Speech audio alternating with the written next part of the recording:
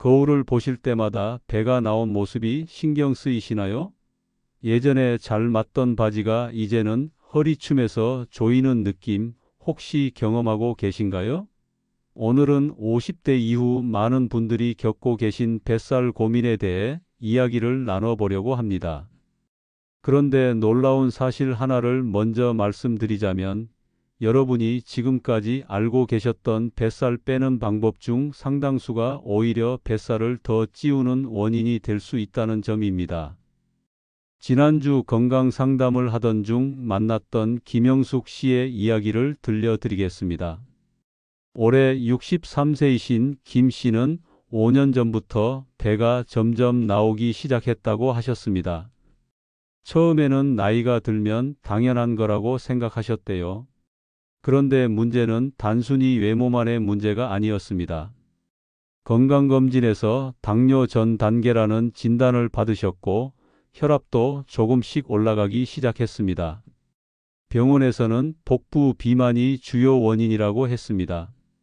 김 씨는 그때부터 열심히 운동을 하고 식사량도 줄이셨습니다. 매일 아침 1시간씩 걷고 점심은 거의 거르다시피 하셨죠. 그런데 6개월이 지나도 배는 그대로였습니다. 오히려 체력만 떨어지고 무릎까지 아프기 시작했습니다. 도대체 무엇이 문제였을까요? 사실 50대 이후의 뱃살은 젊었을 때의 살과는 성격이 완전히 다릅니다. 대한비만학회의 2023년 연구 자료에 따르면 50세 이상 성인의 경우 내장 지방이 피하 지방보다 평균 2.3배 빠르게 증가한다고 합니다. 내장 지방이라는 것은 피부 바로 밑에 있는 지방이 아니라 장기 사이사이에 끼어 있는 지방을 말합니다. 이 내장 지방이야말로 당뇨, 고혈압, 심혈관 질환의 직접적인 원인이 됩니다. 그런데 많은 분들이 이 내장 지방을 빼기 위해 무작정 굶거나 과도한 운동을 하십니다. 여기서 첫 번째 반전이 나옵니다. 무작정 굶는 것은 오히려 내장 지방을 늘리는 지름길입니다. 우리 몸은 굶주림을 감지하면 생존 모드로 전환됩니다. 특히 50대 이후에는 기초 대사량이 20대에 비해 약 15% 정도 감소하는데 이 상태에서 극단적으로 식사량을 줄이면 몸은 더욱 적은 칼로리로 버티려고 합니다. 그 과정에서 근육이 먼저 빠지고 정작 빼야 할 내장 지방은 그대로 남게 됩니다. 서울대학교 의과대학 연구팀이 발표한 논문을 보면 극단적인 저칼로리 다이어트를 한 60대 여성의 경우 체중은 줄었지만 내장 지방 비율은 오히려 8% 증가했다는 결과가 있습니다. 그렇다면 운동은 어떨까요? 물론 운동은 중요합니다. 하지만 여기에도 함정이 있습니다. 김영숙 씨처럼 매일 1시간씩 걷기만 하는 것은 생각보다 효과가 적을 수 있습니다.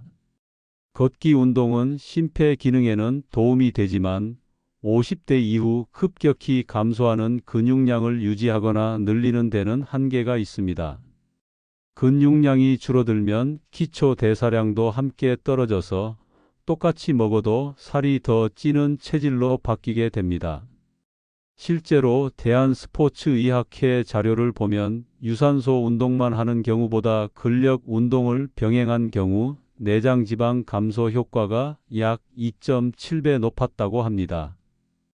하지만 여기서 끝이 아닙니다. 운동도 중요하고 식사 조절도 중요하지만 사실 가장 중요한 한 가지가 더 있습니다. 이것만 바꿔도 뱃살이 눈에 띄게 줄어드는 핵심 요소가 있는데 많은 분들이 이것을 간과하고 계십니다. 김영숙 씨도 처음에는 이것을 전혀 신경 쓰지 않으셨습니다. 그런데 이것을 바꾸고 나서 3개월 만에 허리둘레가 7cm나 줄어들었습니다. 체중계 숫자보다 더 중요한 것은 배 둘레였고 실제로 입던 바지가 헐렁해지는 경험을 하셨죠. 여러분도 혹시 이런 경험 있으신가요? 열심히 노력하는데도 배만큼은 좀처럼 빠지지 않는다고 느끼신 적 말입니다. 그렇다면 지금부터 제가 말씀드리는 내용을 꼭 기억하셨으면 좋겠습니다.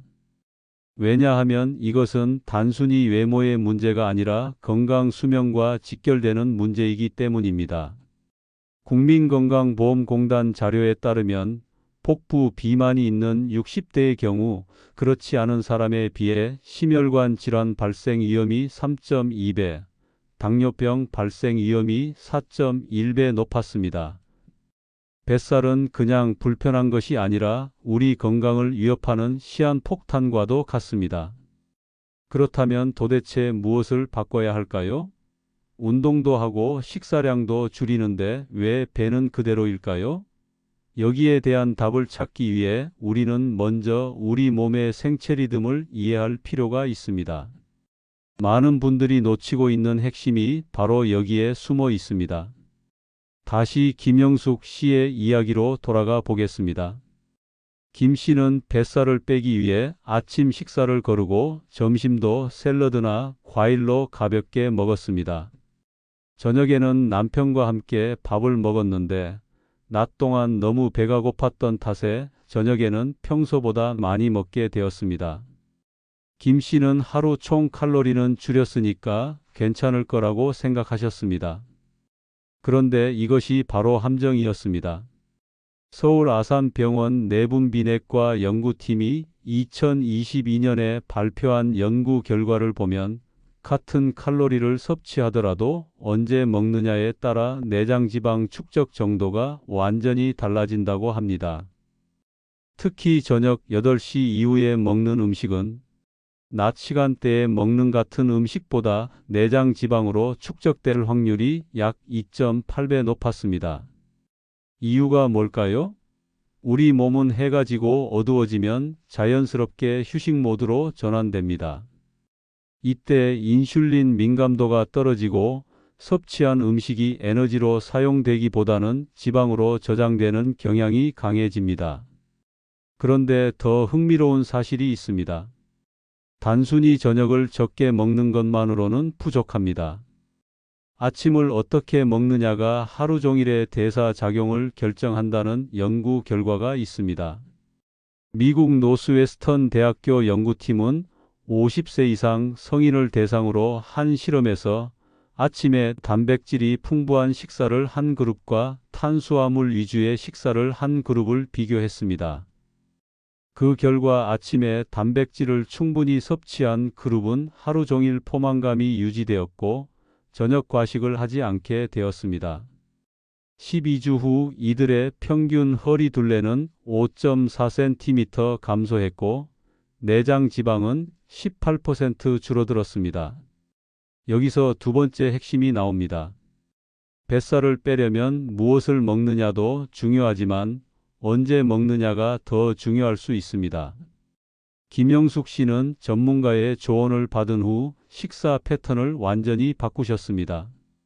아침에는 계란과 두부, 생선 같은 단백질 위주로 든든하게 먹고 점심은 평소대로 먹되 밥을 조금 줄이고 채소와 단백질을 늘렸습니다.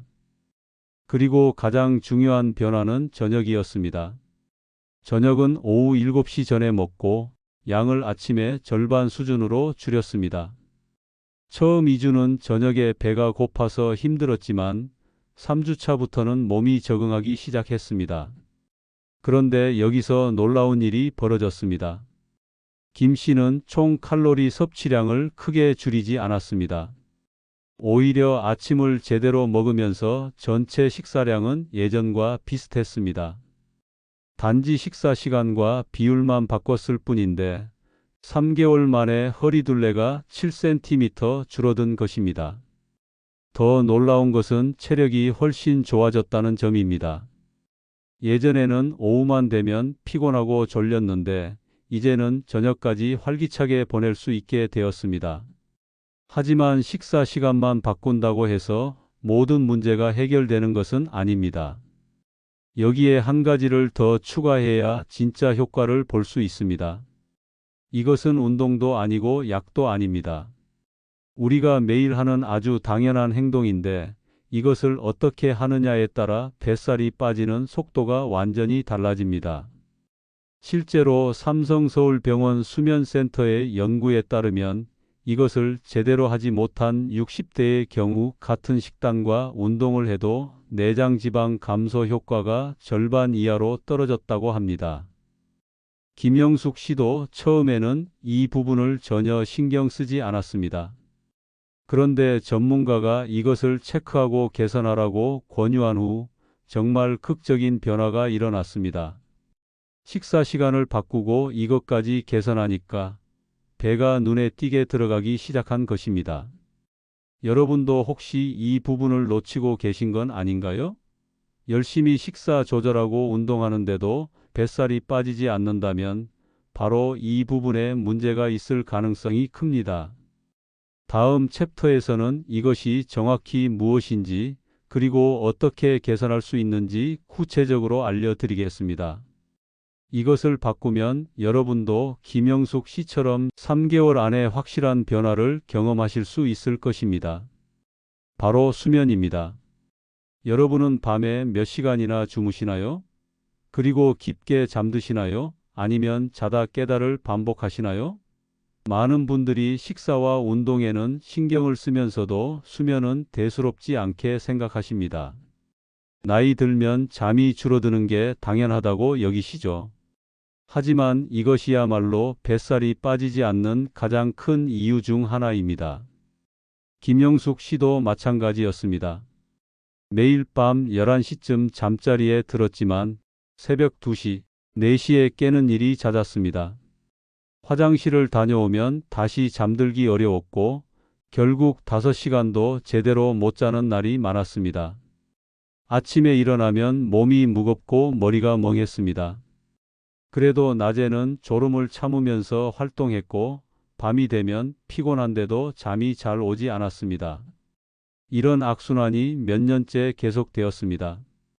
김 씨는 이것이 단순히 나이 탓이라고만 생각했습니다. 그런데 고려대학교 의과대학 내분비내과 연구팀이 2023년에 발표한 놀라운 연구 결과가 있습니다. 50세 이상 성인 1247명을 대상으로 5년간 추적 조사한 결과 하루 수면 시간이 6시간 미만인 그룹은 7시간 이상 자는 그룹에 비해 내장 지방이 평균 32% 더 많았습니다.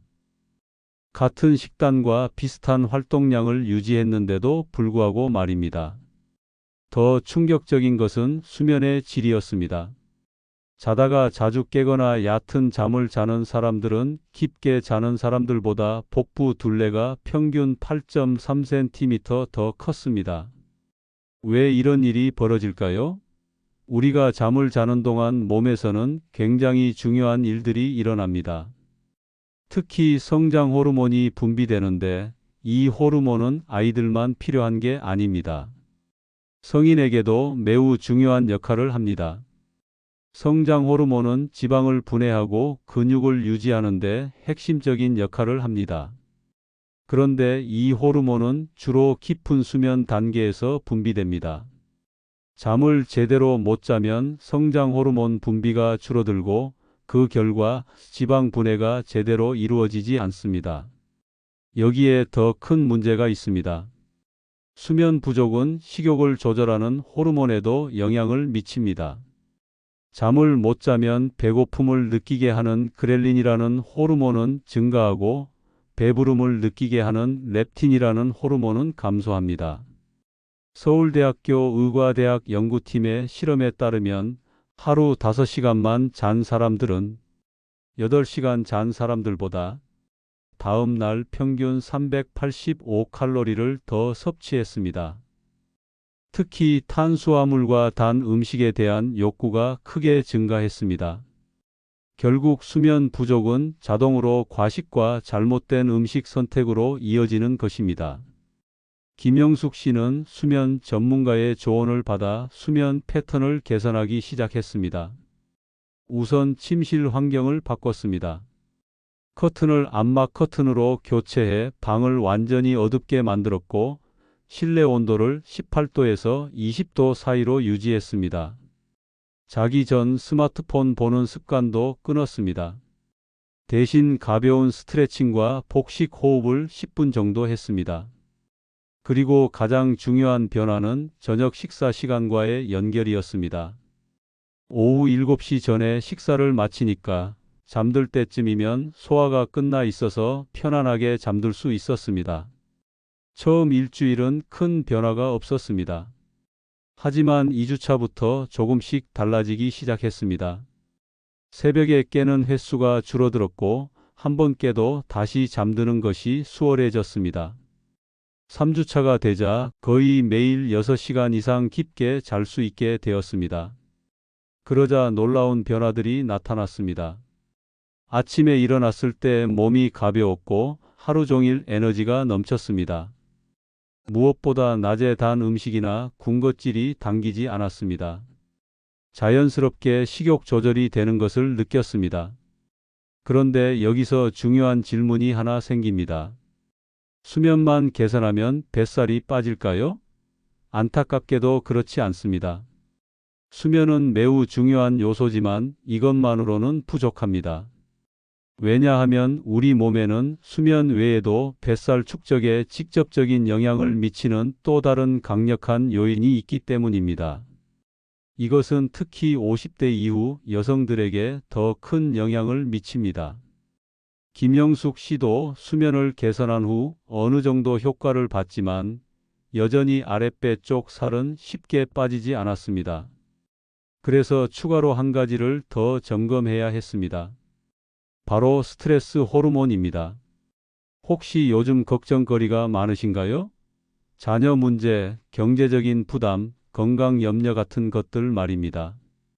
이런 스트레스가 단순히 마음만 힘들게 하는 게 아니라 직접적으로 배에 살을 찌우는 주범이라는 사실 알고 계셨나요? 김영숙 씨의 경우를 다시 들여다보겠습니다. 5년 전 배가 나오기 시작한 시점이 언제였는지 정확히 기억하고 계셨습니다. 딸이 결혼 준비를 하던 때였습니다. 결혼 준비 과정에서 여러 가지 신경 쓸 일들이 많았고 경제적 부담도 컸습니다. 게다가 남편의 건강이 안 좋아져서 병원을 자주 다녀야 했습니다. 그 시기에 김 씨는 늘 긴장 상태였고 잠도 제대로 못 잤습니다. 그리고 어느 순간부터 배가 불러오기 시작했습니다. 당시에는 나이 때문이라고만 생각했는데 알고 보니 스트레스가 가장 큰 원인이었습니다. 스트레스를 받으면 우리 몸에서는 코르티솔이라는 호르몬이 분비됩니다. 이 호르몬은 원래 위험한 상황에서 우리를 보호하기 위한 것입니다. 혈당을 높여서 에너지를 공급하고 근육에 힘을 실어 도망가거나 싸울 수 있게 만들죠. 문제는 현대인들이 겪는 스트레스는 단기적이지 않고 만성적이라는 것입니다. 계속해서 코르티솔이 높은 상태로 유지되면 이 호르몬은 특히 복부에 지방을 축적하라는 신호를 보냅니다.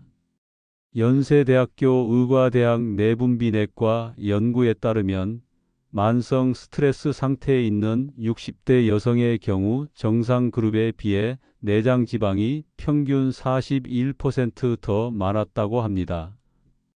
더 심각한 것은 코르티솔이 인슐린 저항성을 높인다는 점입니다. 인슐린은 혈당을 조절하는 호르몬인데 코르티솔 수치가 높으면 인슐린이 제대로 작동하지 못합니다.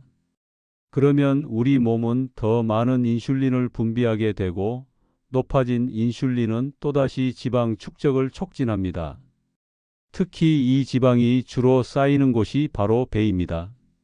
서울성 모병원 가정의학과 연구팀의 장기 추적 연구를 보면 코르티솔 수치가 높은 상위 25% 그룹은 하위 25% 그룹에 비해 복부 비만 발생률이 3.6배 높았습니다.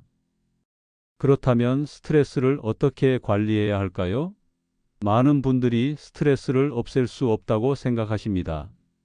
나이가 들면 걱정거리가 더 많아지는데 어쩌겠느냐고 말씀하시죠. 맞습니다. 스트레스 상황 자체를 완전히 없애기는 어렵습니다. 하지만 스트레스에 대한 우리 몸의 반응은 바꿀 수 있습니다.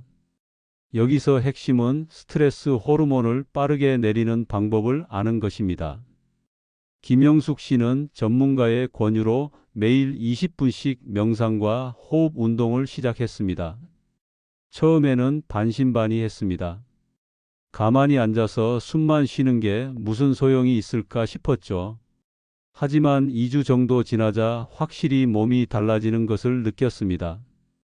같은 상황에서도 덜 긴장되고 마음이 한결 편안해졌습니다.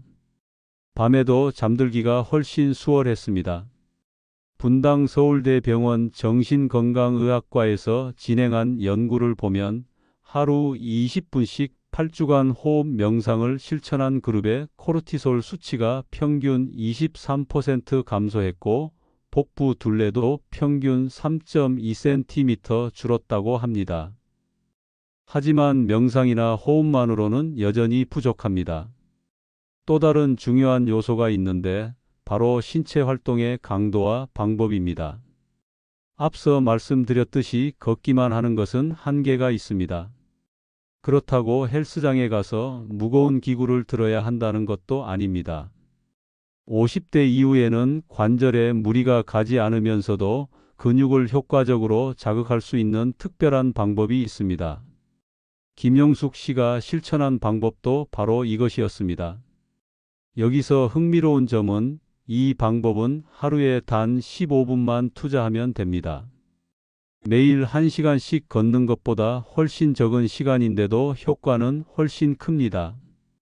강북 삼성병원 스포츠의학센터에서 60대를 대상으로 한 실험 결과를 보면 이 방법을 12주간 실천한 그룹은 기존의 유산소 운동만 한 그룹에 비해 내장 지방이 2.4배 더 많이 감소했습니다.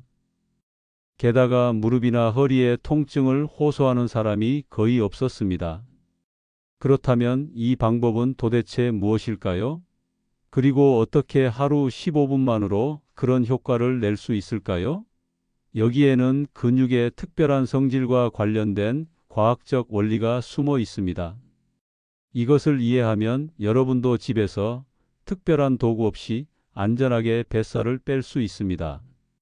김영숙 씨처럼 말이죠. 다음 챕터에서는 이 구체적인 방법과 함께 지금까지 말씀드린 모든 요소들을 어떻게 조합해야 최대의 효과를 낼 수 있는지 상세히 알려드리겠습니다. 식사 시간, 수면, 스트레스 관리, 그리고 이 특별한 운동법까지 4가지가 결합되었을 때 비로소 진짜 변화가 시작됩니다. 그 방법은 바로 저강도 근력 운동입니다. 여러분, 근력 운동이라고 하면 무겁고 힘든 것만 떠올리시나요? 헬스장에 가야 하고 젊은 사람들만 하는 거라고 생각하시나요? 전혀 그렇지 않습니다. 오히려 50대 이후에야말로 근력 운동이 가장 필요한 시기입니다. 그런데 여기서 핵심은 저강도라는 점입니다. 무거운 기구를 들거나 격렬하게 움직일 필요가 전혀 없습니다. 김영숙 씨가 시작한 운동은 집에서 할 수 있는 아주 간단한 동작들이었습니다. 첫 번째는 의자를 이용한 스쿼트였습니다. 일반 스쿼트가 아니라 의자에 앉았다 일어서는 동작을 천천히 반복하는 것입니다. 의자 끝에 걸터 앉았다가 천천히 일어서고 다시 천천히 앉는 동작을 10회씩 3세트 했습니다. 두 번째는 벽을 이용한 푸시업이었습니다. 벽에서 한 발짝 떨어져 서서 벽에 손을 대고 팔굽혀펴기를 하는 것입니다. 이것 역시 10회씩 3세트였습니다. 세 번째는 무릎 대고 하는 플랭크였습니다. 바닥에 무릎을 대고 팔꿈치로 버티는 자세를 20초씩 3회 반복했습니다. 이 3가지 동작을 합쳐도 15분이면 충분했습니다. 처음에는 힘들었지만 일주일만 지나도 훨씬 수월해졌습니다. 중요한 것은 매일 하는 것이 아니라 이틀에 한 번씩 꾸준히 하는 것이었습니다. 근육은 운동 후 회복되는 과정에서 성장하기 때문에 적절한 휴식이 필요합니다. 서울대학교 체육교육과 연구팀의 연구에 따르면 60대가 이런 저강도 근력 운동을 주 3회, 12주간 실시한 결과 근육량이 평균 4.8% 증가했고 기초 대사량도 약 12% 높아졌다고 합니다. 여기서 놀라운 사실이 있습니다. 근육량이 늘어나면 가만히 있어도 칼로리 소모가 증가합니다.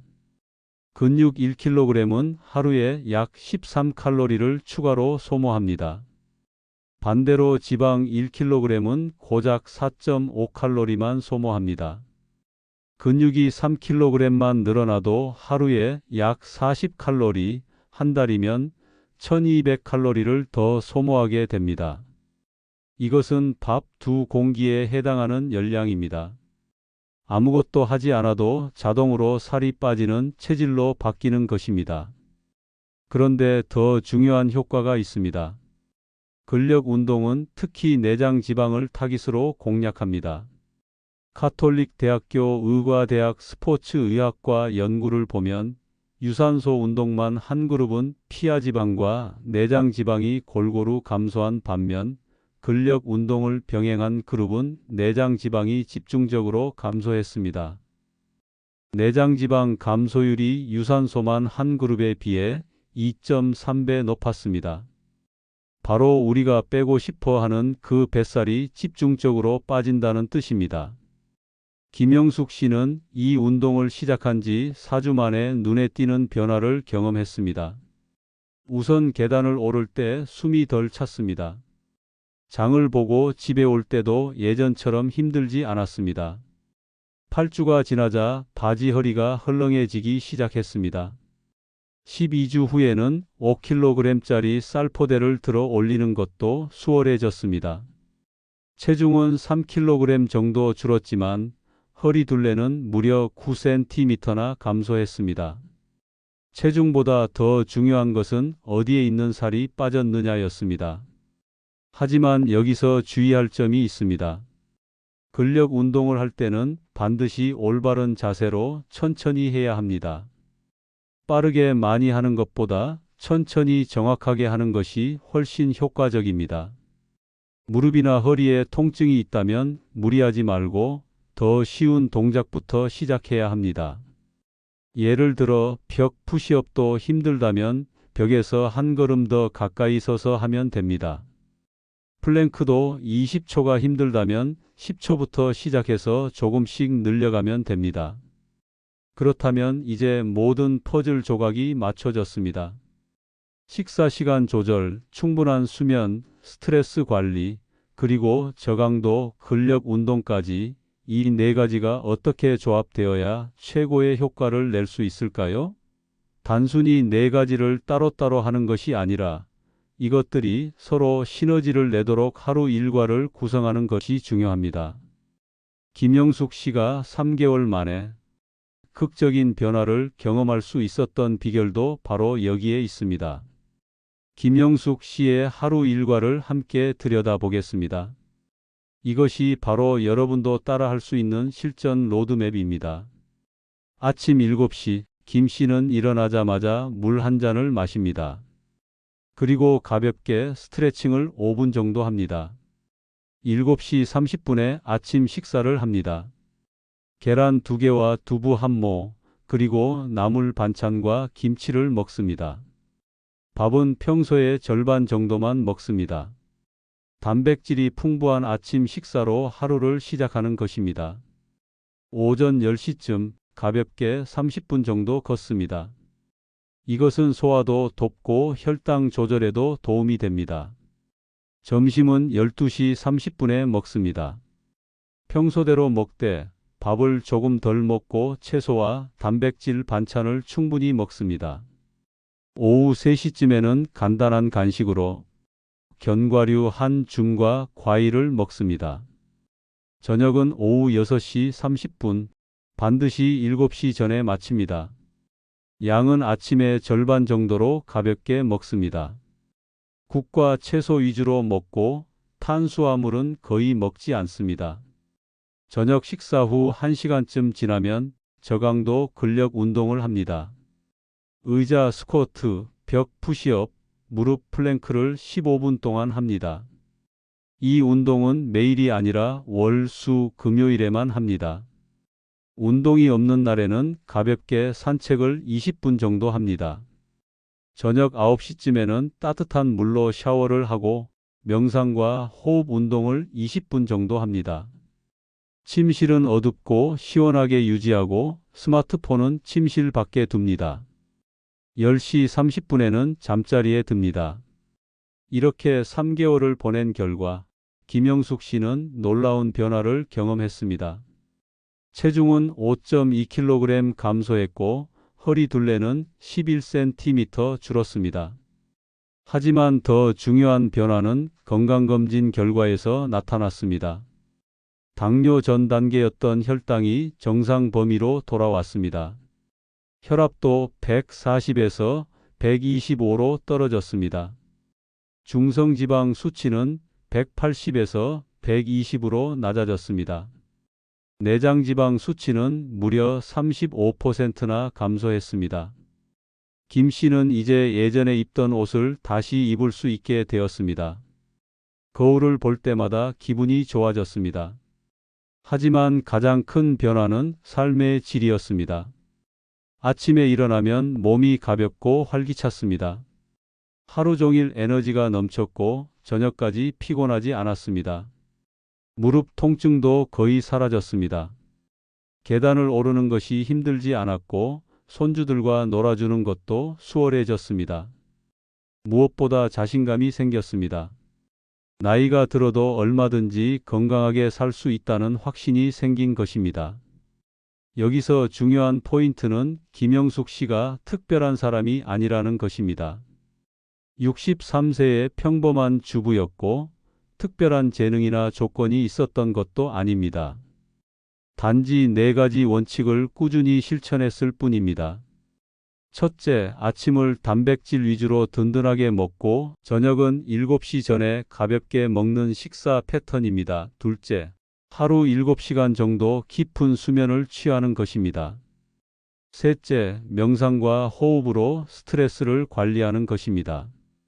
넷째, 주 3회 15분씩 저강도 근력 운동을 하는 것입니다.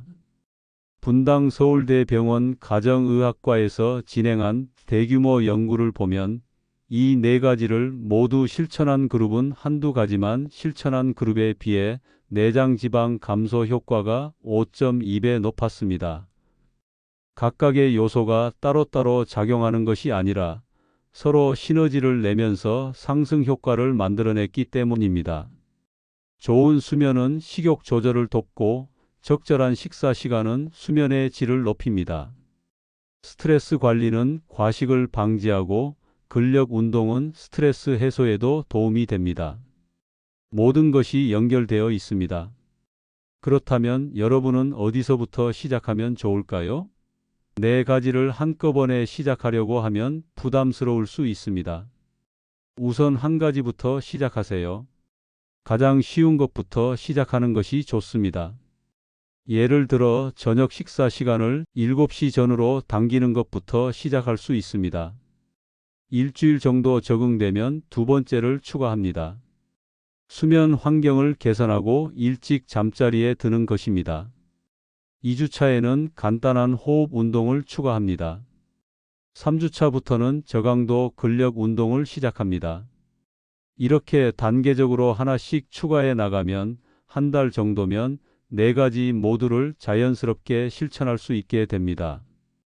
가장 중요한 것은 완벽하게 하려고 하지 않는 것입니다. 가끔 저녁을 늦게 먹는 날도 있을 수 있고 잠을 못 자는 날도 있을 수 있습니다. 운동을 건너뛰는 날도 있을 것입니다. 괜찮습니다. 다음 날부터 다시 시작하면 됩니다. 꾸준함이 완벽함보다 중요합니다. 70%만 지켜도 충분히 효과를 볼 수 있습니다. 오늘부터 시작하세요. 3개월 후 여러분도 김영숙 씨처럼 놀라운 변화를 경험하실 수 있을 것입니다. 오늘 우리는 뱃살을 빼는 진짜 방법에 대해 이야기를 나눴습니다. 핵심은 단순히 적게 먹거나 많이 움직이는 것이 아니었습니다. 우리 몸의 생체 리듬을 이해하고 4가지 핵심 원칙을 실천하는 것이었습니다. 아침은 단백질 위주로 든든하게, 저녁은 7시 전에 가볍게 먹는 식사 패턴으로 바꾸세요. 하루 7시간 정도 깊은 수면을 취하도록 침실 환경을 개선하고 일찍 잠자리에 드세요. 매일 20분씩 명상과 호흡으로 스트레스를 관리하세요. 그리고 주 3회 15분씩 집에서 할 수 있는 저강도 근력 운동을 시작하세요. 이 4가지는 서로 연결되어 있어서 하나가 좋아지면 다른 것들도 함께 좋아집니다. 완벽하게 하려고 애쓰지 마시고 70%만 지켜도 충분합니다.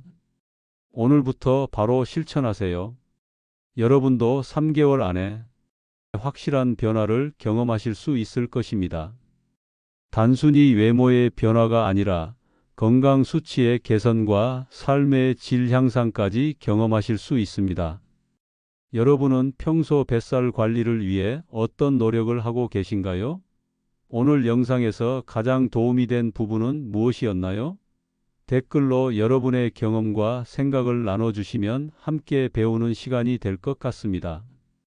혹시 이미 이런 방법들을 실천하고 계신 분이 있다면 그 경험담도 들려주세요.